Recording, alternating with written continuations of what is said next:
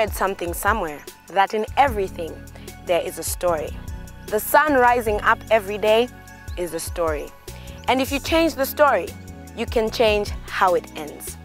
The story of our environment in Zambia is one we have an opportunity to change, and that is the story we are here to explore.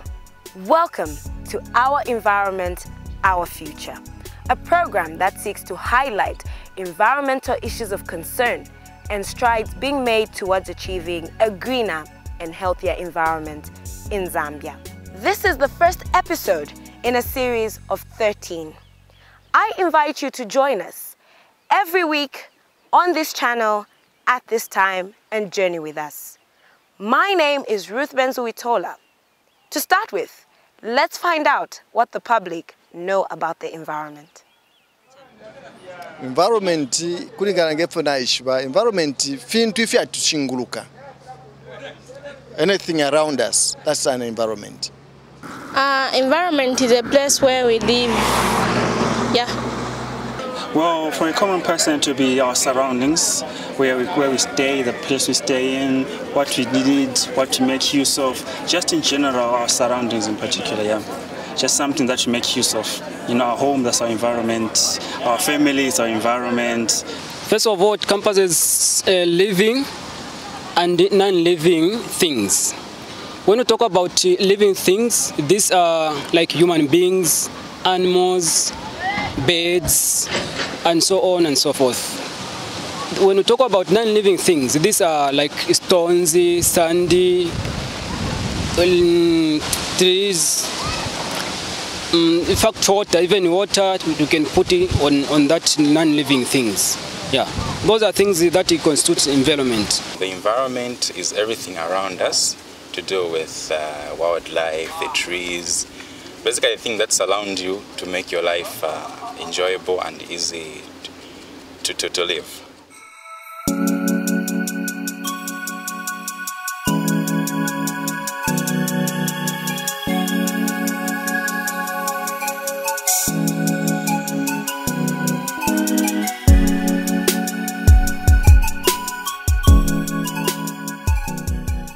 Environment is the sum total of all surroundings of a living organism. It encompasses the interaction of all living species, climate, and natural resources that affect human survival and economic activity. It encompasses the air we breathe, the water we drink, the food we eat, and the land where we live. The environment is a combination of natural and human phenomena. Often when we're discussing environments, people tend to think about environments only with the physical elements around us. When we are talking about the environment, we are basically referring to all the surroundings around us. So we are referring to both living and non-living elements of our surroundings. So this includes human beings, plants, animals, everything in totality around us forms what we refer to as environment. Most times we tend to remove ourselves from what constitutes the environment, thinking of it as only the outside surroundings and the nature around us. As human beings, we are part of the environment and have played a great role in how it has changed throughout history and how it continues to change in both good and bad ways. The state of the environment is affected by each one of us, mainly due to our activities and desire to improve quality of life. Environmental degradation is the destruction of the environment through the depletion of resources such as air, water, and soil. Environmental concerns are not new and continue to be a growing priority on the global agenda. There are a number of reasons the environment degrades over time, and these may not always be caused by human beings. Nevertheless, we need to recognize the extent to which we rely on the environment and how we affect it. It is not only the growing number of people, but also our lifestyles that affect the environment. More people demand more resources and consequently generate more waste and pollution. Zambia has a number of emerging and long-standing environmental issues. Among the many challenges, one which seems to be an ongoing one is our behavior, social behaviors, the way we care for the environment in terms of littering things, in terms of cultivation, in terms of punitive cutting of trees. And this is all human undertaking. That is rather a great challenge in the way we have got to look after the environment. And the government has tried by the level best to put in place policies that would mitigate, these challenges. But as long as our behaviors do not change from individual level, community level, and then national level, then the challenges will remain. But we need to focus even more on the way we begin to handle environmental issues from little ways. Throwing out a banana skin through a driving car, throwing out and littering, a bottle of water. And those types of behaviors are the greatest challenge. Population growth, coupled with the demand for more resources and services, brings about the need to clear more land for agriculture, settlements, and other economic activities. It increases industrialization and the consumption of processed plastic packaged products. These, if left unchecked, can contribute to pollution and disease outbreaks, among others. The degradation of forests due to clearing of land leads to loss of animal species, as a lot of animals lose their natural habitat. The water cycle is disrupted, resulting in less rainfall and causing drier conditions over broad areas. For a country that is heavily reliant on rain-fed agriculture, this endangers not only our food security, but the economy as well. Another environmental concern is climate change, which is one of humanity's greatest challenges today. It is said to be the significant change in weather patterns over periods ranging from decades to millions of years. Climate change is caused by deforestation, depletion of ozone layer, greenhouse gases such as carbon dioxide, and burning of fossil fuels. Human beings and animals face new challenges for survival because of climate change. Frequent and intense droughts, storms, heat waves, and so much more. Improper management of surface and groundwater can lead to the depletion of fresh water, as it is a finite resource. Rampant sinking of boreholes, setting up of water tanks, and extensive farming have put pressure on the country's dwindling resource, while prolonged droughts due to climate change have worsened the situation. Pollution in all its forms stems from lack of understanding of how it affects our health, food production, and ultimately the environment. Pollution, such as the careless disposal of waste, has destroyed the beauty of our surroundings and caused disease outbreaks such as cholera.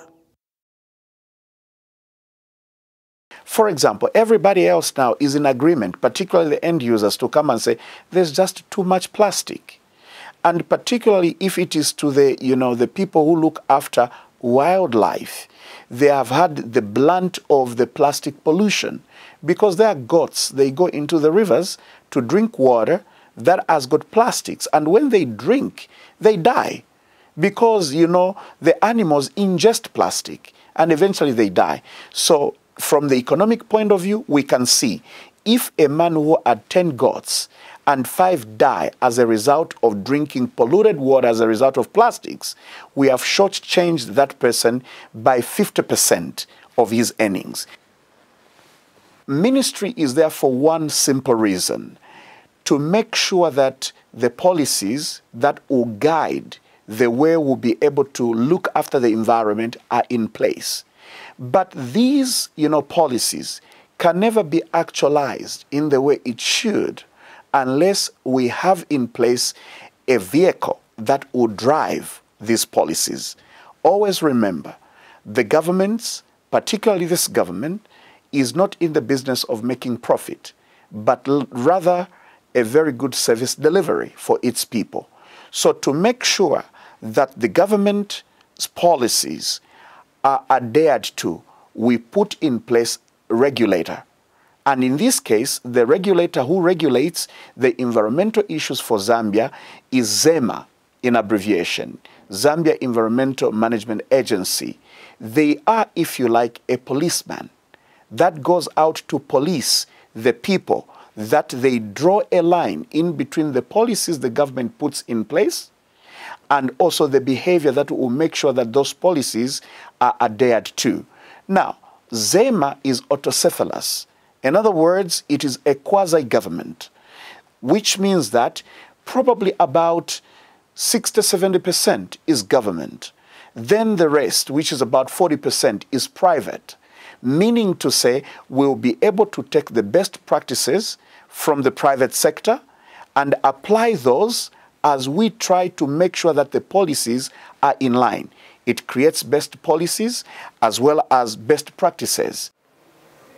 First and foremost, it's important to note that environment is a cross-cutting issue, and therefore there are a lot of entities within government that are charged with the responsibility of managing the environment.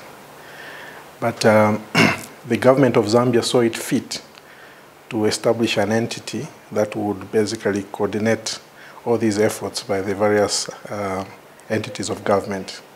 And that's what made government create Zema. So Zema's role is threefold. First and foremost is to oversee the sustainable use of natural resources. Secondly, it's to oversee the protection of the environment. And thirdly, is to oversee the prevention and control of pollution. So to sum it up, the role of Zema is to enforce, in other words, regulate the aspects of the environment, as well as to coordinate, as well as advise government on issues of the environment.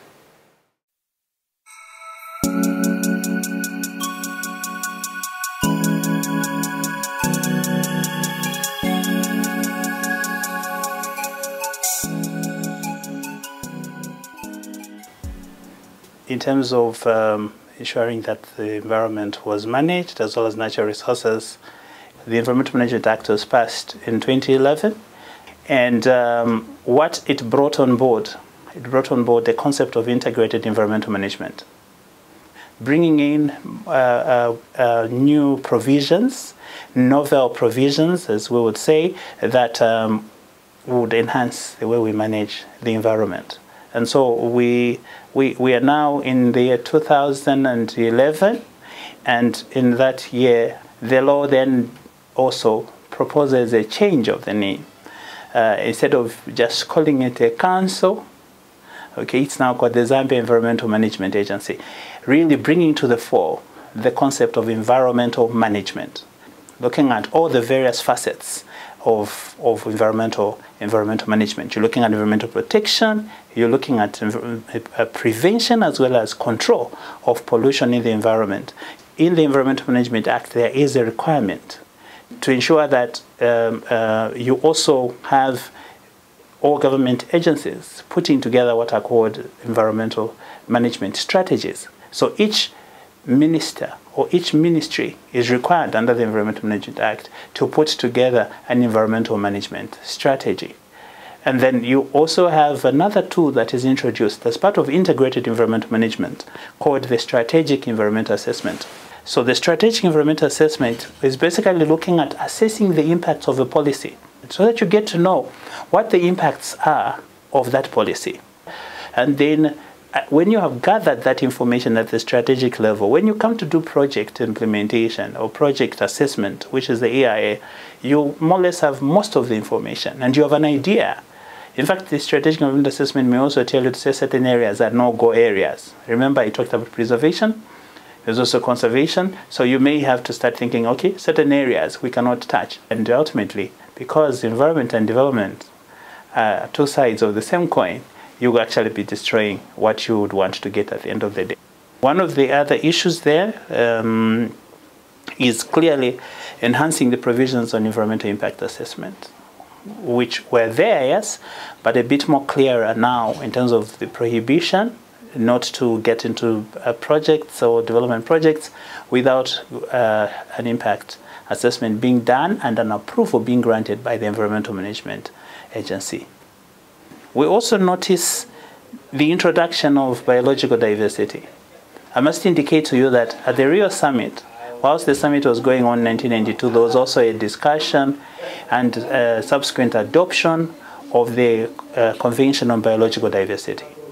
And so the Environmental Management Act actually does domesticate the national, the Convention on Biological Diversity.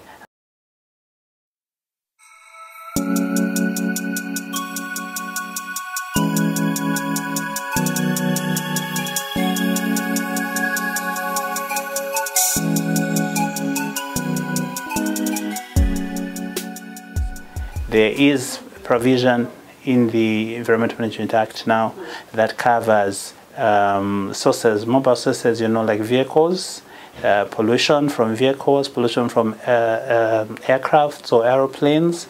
When you look at the various functions of Zema, one of the functions that is highlighted is climate change. And that has helped Zema to even look at, in terms of institutional arrangements, we also have a unit here that would deal with, the department actually that would deal with issues to do with climate change.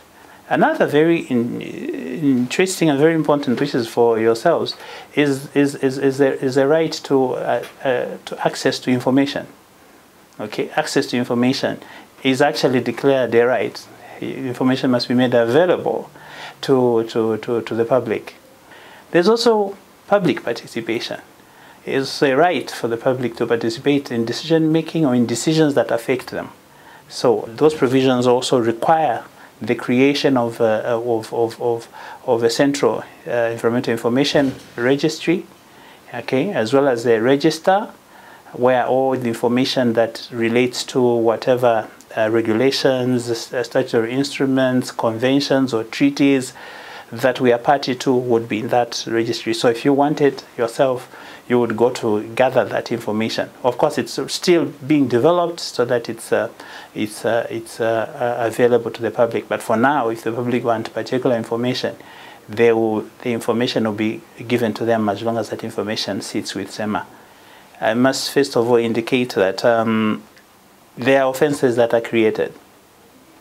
So if one contravenes the act, then they can suffer the penalties that are prescribed. Okay, there are offenses for not going through the environmental impact assessment, as an example. There are offenses for importing or exporting hazardous waste. There are offenses for importing or dealing in or handling pesticides and toxic substances without authority.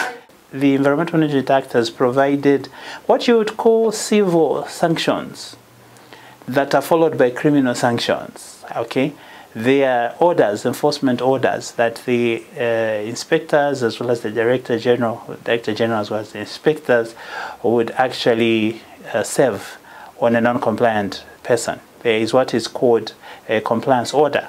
To answer your question directly, a compliance order, if one does not comply with the requirements of a license, because you will get to be licensed, and when you get to be licensed, you are required to comply with the conditions of the license. So if you don't comply, you will be served with a compliance order. If you don't comply with the compliance order, then you will be fined and you can be prosecuted.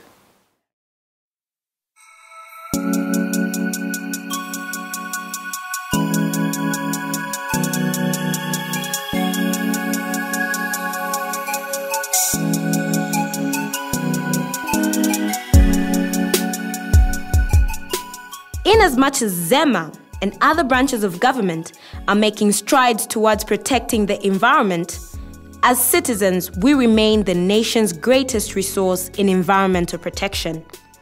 Each one of us has a stake in its beauty, health, and sustenance. We can influence the process of environmental enforcement through daily observations, which give us information about environmental conditions that Zema and other government entities cannot easily obtain.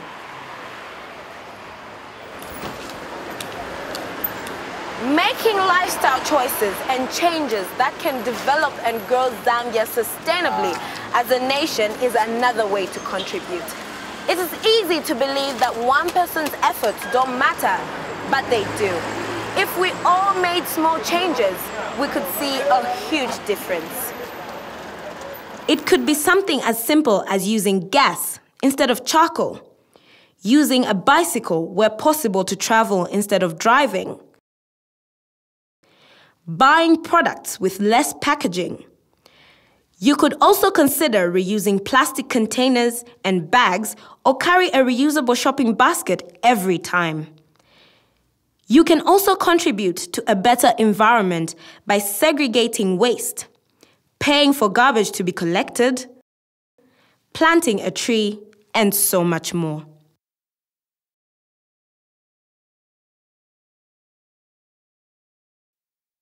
I will take you on a journey to look at the various environmental issues our country is facing and the efforts being made to mitigate these issues. As Zambians, we can be part of these efforts. It is possible to achieve a greener and healthier Zambia. The story of our environment does not end with the setting of the sun on this episode. Make sure to join us in the next, as this is only the first of exciting programs to come. Information might not be the only step towards achieving a greener and healthier environment in Zambia, but it is definitely one of the most important. You have been watching Our Environment, Our Future. My name is Ruth Benzu Witola, and until next time, it's bye-bye.